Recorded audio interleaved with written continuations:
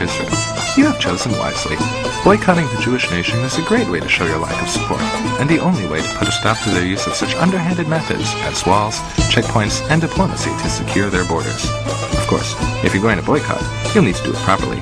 Far too many have failed because they aren't enforced, they're declared illegal or inhumane, or because many Arab nations can't go an intifada without drinking Coca-Cola. But more often than not, they're simply not comprehensive enough. Past boycotts have only attacked companies.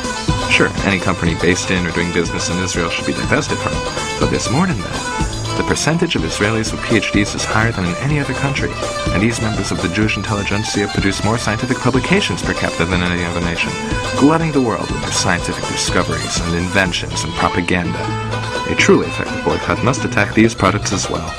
The following is a short list of do's and don'ts that will help ensure your day-to-day activities do not funnel money into the Israeli war machine. When buying a computer, be sure to buy one that does not have an Intel microchip or microprocessor, as these were invented in Israel. This includes all laptops made in the 20th century. Do not use a computer running the Windows NP, XP, or Vista operating systems developed by Microsoft Israel. Likewise, do not use the latest version of Microsoft Office. Once you've set up your Xeon-free computer, be sure to disable all firewalls and virus protection software, which the IDF invented to stop freedom-fighting hackers. Do not use cell phones. These were invented in Israel, and with every call you make, the Jewish nation gets wealthier. If you absolutely must use cell phones, do not use the camera phone function, as the camera chip is also an Israeli invention. Likewise, do not use voicemail. Do not use AIM, ICQ, or any other instant messenger system, as 4 young Israelis invented them in 1996. Do not use Google, which runs on an Israeli-made search algorithm. Do not play Mastermind. If you're a farmer, do not use water-saving drip irrigation on your fields. Although water may be scarce in some areas, this technology was developed in Israel, and surely you can spare some water to bring down Zionism. Do not drive or support hybrid or electric cars, as Israel has invested millions into green technology, and is even considering installing an electric car grid over the entire nation. As an added bonus to driving inefficient vehicles, much of the extra money you'll be spending on gasoline will go to fund freedom fighters like Hezbollah and Al-Qaeda. Do not live in areas that get their electricity from solar power plants, as many of them were invented or even installed by Israelis. If you live in the Mojave Desert area of Southern California, you may want to consider moving. If you live in Turkey, do not eat fish, as Israeli-made UV filters have been used to decontaminate fish farms and ensure your meals are bacteria-free. If you live in a country afflicted by the 2006 Indian Ocean tsunami, you may have received free tsunami detectors from Israel. Contact your local government representative and ask that these devices be shut down and returned. If you are involved in street gangs, organized crime, or freedom-fighting groups yourself, do not use Uzis or Desert Eagles. There are plenty of American-made weapons easily available to aid in your elimination of the Jewish state and its inhabitants. However, note that the United States military receives much of its ammunition from Israeli manufacturers. Therefore, do not serve in the United States military. Don't let politically correct liberals fool you. The stereotype of the greedy and talented Jewish doctor is tried and true. Here are some ways to ensure that Israeli medicine men don't profit from healing your sickness. When receiving medication while hospitalized, make sure the doctor writes the prescription by hand on paper, and that no computers are used to ensure proper administration of drugs. This system was designed by Israel, and the lives it saves are thus responsible for the suffering of hundreds of healthy Palestinians.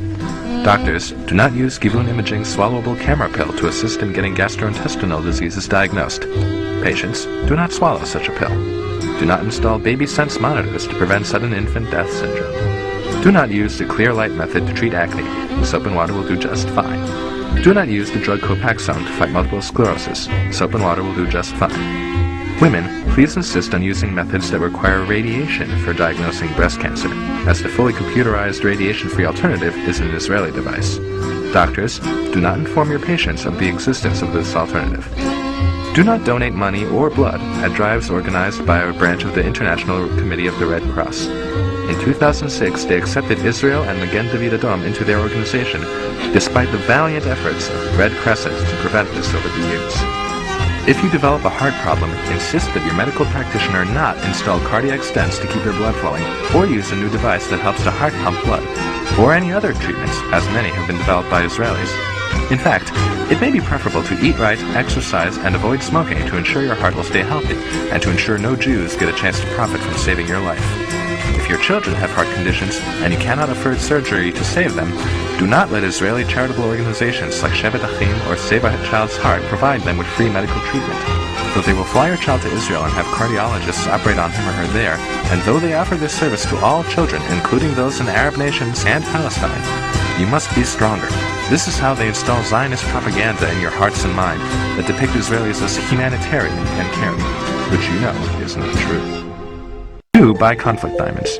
Israel was the first nation to adopt the Kimberley process to ensure diamonds do not come from conflict regions.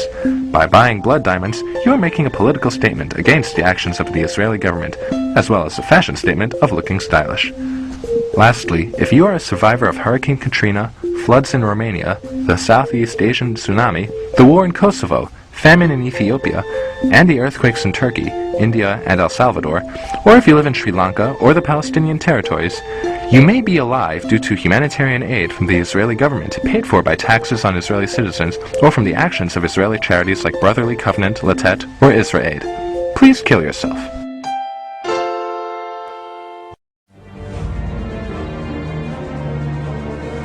Be sure to ask your local government representative about reducing your region's Zion footprint. Also, ask administrators at your local colleges and universities to cut ties with academics in Israel. For more information, look for one of the many anti-Israel sites on the internet or the hundreds of anti-Israel groups on Facebook. We hope you found the information in this guide useful and wish you good luck in your efforts to bring down the Jewish nation. It will not be an easy task. Israel has a firm ideological grip on the planet. They have convinced many that they are the victims, to the point that in the United States both Democrats and Republicans take pro-Israel stances. Fortunately, not everyone has been fooled. With the help of such powerful allies and boycott advocates as the Arab League, OPEC, the British Universities and Colleges Union, the Presbyterian Church, and Jimmy Carter, you too can put an end to the Israeli success story. After all, Israel is the 100th smallest nation in the world, has no oil or precious resources, a terrible job market, and nearly all of their tax dollars are spent on military defense and humanitarian aid.